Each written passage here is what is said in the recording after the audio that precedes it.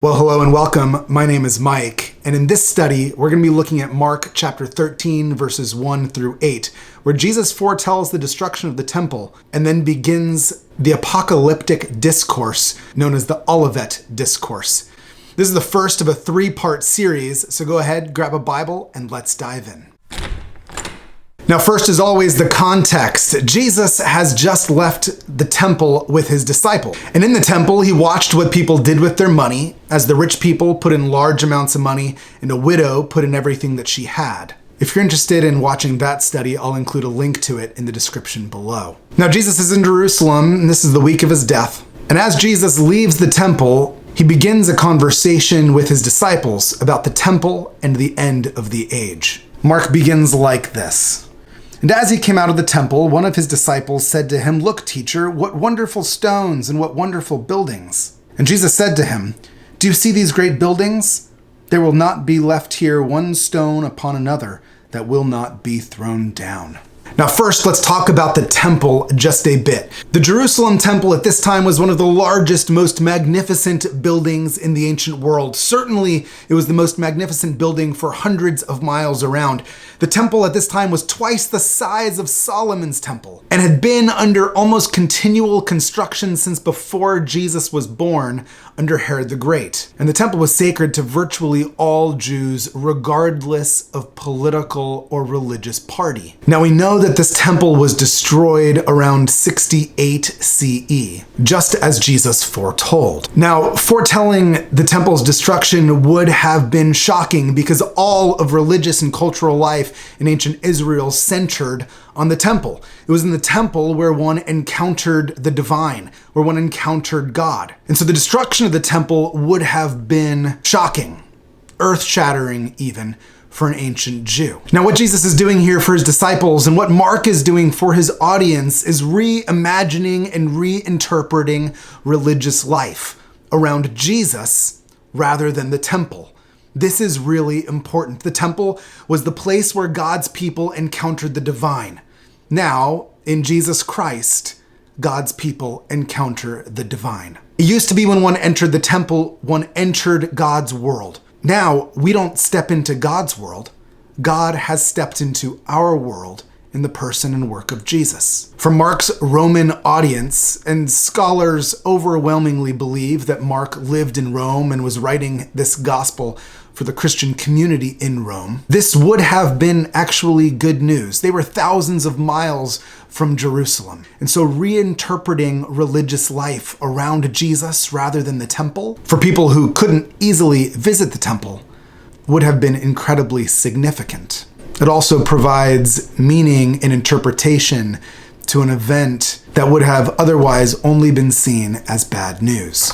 Now, Jesus and his disciples walk across the way to the Mount of Olives where they sit down, which is why this section is called the Olivet Discourse, and they continue. Mark writes, "And as he sat on the Mount of Olives opposite the temple, Peter and James and John and Andrew asked him privately, 'Tell us, when will these things be? And what will be the signs when all these things are about to be accomplished?'" They want to know when it's going to happen, and they want to know how it'll happen. "Jesus, what are the signs?" And isn't this so like us? We want to know when and what and how God is going to do something. But Jesus, as he often does for you and for me, doesn't give a straight answer. Instead, Mark tells us, "And Jesus began to say to them, 'See that no one leads you astray. Many will come in my name, saying, I am he, and they will lead many astray. And when you hear of wars and rumors of wars, do not be alarmed. This must take place, but the end is not yet. For nation will rise against nation, and kingdom against kingdom. There will be earthquakes in various places. There will be famines. These are but the beginning of the birth pains.'" Jesus starts by acknowledging that there are many who would try to lead them astray, who would try to seduce them or deceive them, who would try to lead them off in directions other than Jesus. And we'll talk about this more in part 3 of this series. I've also preached 2 sermons recently on 1 John where I talk a fair amount about the end of days and the Antichrist and what Antichrist might look like. I'll include links to those in the description below. But here's what I want to say now. There are many who would lead us away from the way of Jesus. who would make someone or something king other than Jesus. And Jesus wants us to pay attention so that we're not deceived, so that we're not led astray. Because the truth is that there will be times that will be excruciatingly hard for the Christian. There will be wars and rumors of wars, and this was true at the time of Mark's writing, and most scholars think it was between 60 AD and 80 AD. There were a series of wars. Mark writes that Jesus says that nation will rise against nation, and that was happening at this time. There will be earthquakes in various places, and history actually tells us that there were significant earthquakes in the year 60 and 63. There will be famines, and these are the beginnings of the birth pains.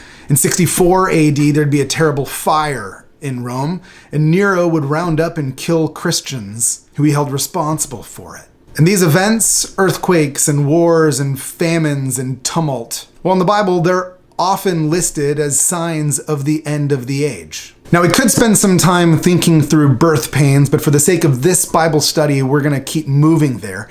If you're interested, birth pains are mentioned in 1 Thessalonians 5, in Revelation 12, in Isaiah 26, of course in Romans 8, and often they are associated with the end times. And here's what I want to say about the end times.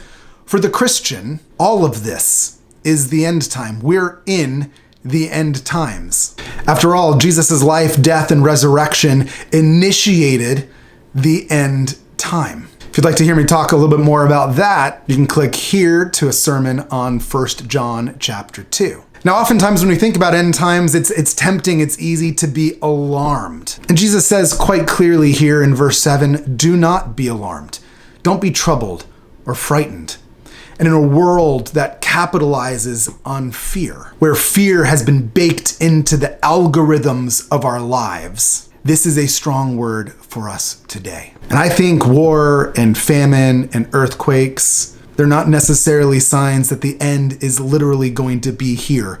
This is just how it is. This sort of tumult and suffering is par for the course for the Christian. It's the reality of sin and brokenness, both in our hearts, our institutions, and even in the world itself. Now, to close, there's one theological idea that is really important to understanding the Olivet Discourse, and the idea that the end is at hand, but it's not here yet. And it's an idea that theologians call the now and the not yet. It's the idea that the kingdom of God is at hand. Even though we look around us and it seems like the world is still pretty screwed up, it's here, but it's not yet completed. We live in an in-between time where in Jesus' life, death, and resurrection, the redemption of the whole world is put into motion, but will not be completed until Jesus comes again. So we're living in the end times. They're here, even though it's not here yet. And we honestly have no idea when it's going to be here. As much as people like to tell us that they know, that they've read the signs right, Jesus himself says later in this very chapter that no one knows the day or the hour. So rather than spending time and energy trying to divine when and exactly how Jesus is going to return, which is in and of itself an exercise in futility, what if instead we sought to live faithfully as followers of Jesus, paying attention to what it is he's doing and where it is he's leading, paying attention that we might not be led astray, not alarmed, but aware, and believing that despite what others may say, Jesus is, in fact, King. Thanks so much for joining me in this part 1 of the Olivet Discourse. Please do stick around for part 2. That will be coming shortly. If this is helpful for you, please feel free to comment, link, share, or subscribe. You can stick around to the end. There's some questions for discussion, and I'll see you next time as we continue in Mark chapter 13.